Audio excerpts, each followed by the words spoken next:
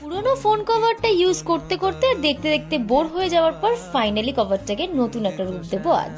শীতকালে এত সবুজের ভিড়ে ডাল থেকে দুটো সূর্যমুখী ফুল ছিঁড়ে যদি কভারটাতে বসাই তাহলে কেমন হয়? আচ্ছা, তোমাদের কি আমার মতন ফোন কভারটা একেবারে রং চটে গেছে কিন্তু খুব কাছের কেউ গিফট করেছে?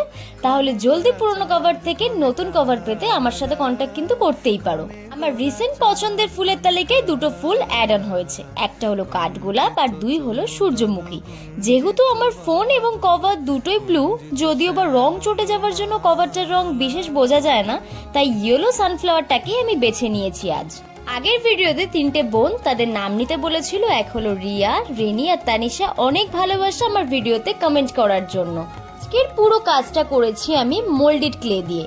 সূর্যমুখী ফুলগুলোকে রিয়েলিস্টিক করার জন্য হলুদের মধ্যে একটু অরেঞ্জের ছোঁয়া আমি এখানে দিয়েছি, আর বৃন্তটাকে মিডিলে নস্যি কালার দিয়ে আউটলাইন বর্ডার আমি করেছি ব্ল্যাক দিয়ে।